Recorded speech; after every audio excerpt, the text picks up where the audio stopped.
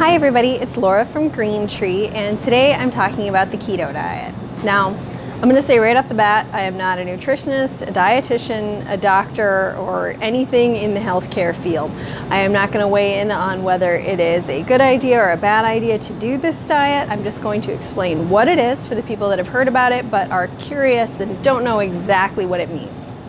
So, basically, the keto diet is something that puts your body into a state called ketosis. Normally, when you eat foods, most of us are eating things with carbohydrates and sugars in them, and those get converted into something called glucose in your body. Now, the glucose, then insulin gets produced in order to move the glucose through your system, and that's what your blood sugar is. It's like how much glucose is in your blood.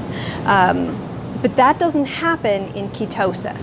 So the normal way of getting energy is for your body to take the glucose out of food and serve it all around, and then the excess gets stored as fat. Now in ketosis, it's different.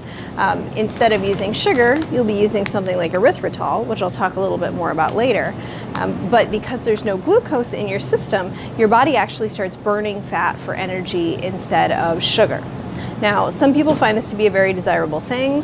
Others have their opinions on it, but what happens is when there's no glucose for your body to burn and draw energy from, it starts producing these compounds called ketones in your liver.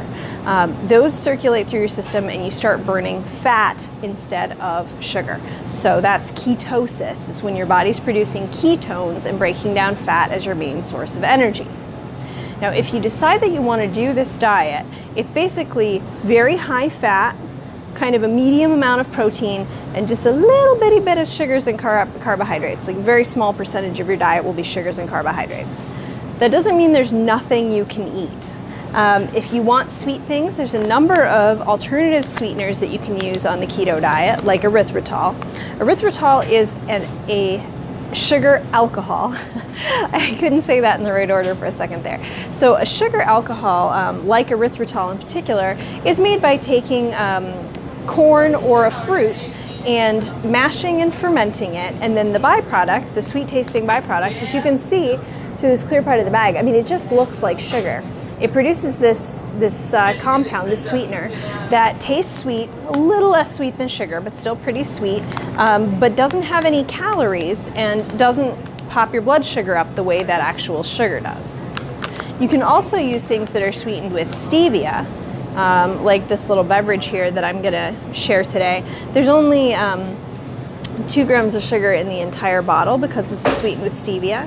Stevia is a leaf that makes things taste sweet the way that sugar does, but without any actual sugar. It essentially tricks your taste buds. You can grow stevia just the same way you can grow basil or parsley or mint, anything like that.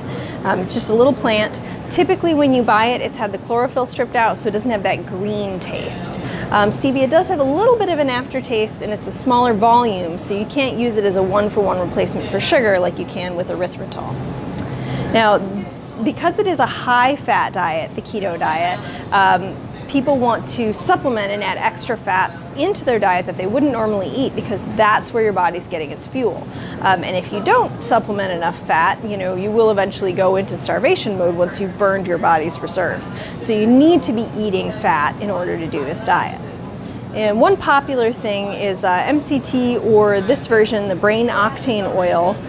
This is commonly found in bulletproof coffee, but they are essentially a specialized type of refined fat from coconut. Coconut oil is a great source of fat that people will use when they're on the keto diet. And actually, you can be vegan and do the keto diet. A lot of people, when they think about it, think of butter and bacon as kind of the main foods. But if you eat a lot of coconut oils, nuts and seeds, avocados, you can get those fats from vegetables and do the keto diet without eating any animal products. It is possible, you just have to eat kind of a larger volume of food typically. And another example would be something like this, avocado oil mayo. So avocados are a food that's okay. You can't have grains, sugars, most fruits, tubers like sweet potatoes and potatoes, or straight up sugar when you're doing the keto diet. But you can have avocados, you can have certain types of berries like raspberries or blackberries, You can have lots and lots of bright leafy greens, what they call above ground vegetables, things like broccoli, cauliflower, broccoli rabe, cabbage, like these things that grow up above the soil are something that you can eat on the keto diet. So there is some range and possibility for variety there, and like I said, you can do it if you're vegan. So, basic points, just going to go back over them one time real quick. Keto diet is when your body starts burning fat instead of glucose for fuel, putting you in a state called ketosis. You can't have your grains, your sugars, your sweet fruits. You can have lots of meat, lots of fat, and at least a moderate amount if you're eating the other meats of nuts and seeds, and a higher amount if you're doing it as a vegan. So those are the basics of the keto diet.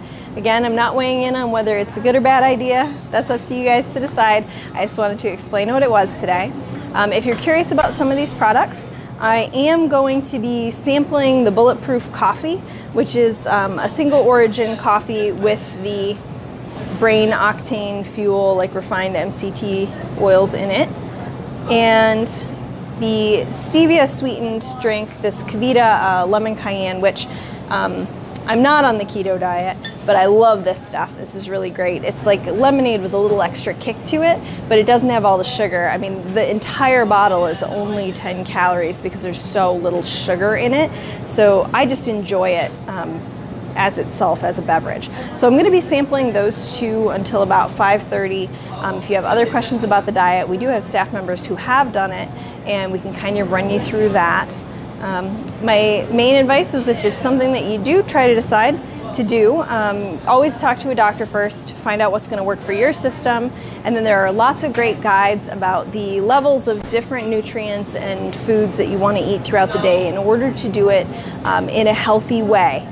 Because like any diet, if you don't know exactly what you're doing, it's not always good for you, so you want to make sure that you're talking to somebody about it beforehand. Oh, yep, and we got a comment here, somebody who lost 28 pounds doing this diet. So it definitely does work for some people. You just always, before you do any major diet change, talk to your doctor, because I'm not one. Hopefully this helped you out a little bit today. There's a lot more resources out there, and like I said, we do have some staff who have gone through it. Oh, one thing you want to be aware of beforehand is something called the keto flu that some people do experience at the beginning of it, where you do feel kind of sick and flu-like while your body's switching over from one energy source to another. So that's something to look into and to know what's normal and what isn't in terms of that before you get started. So there you go. I hope you guys found that helpful. Like I said, I'll be doing samples till about 5:30 if you want to come down and check out some of these products, ask any more questions. Thanks for chiming in, Misty, and I hope you guys all have a beautiful Tuesday. Thanks. Bye.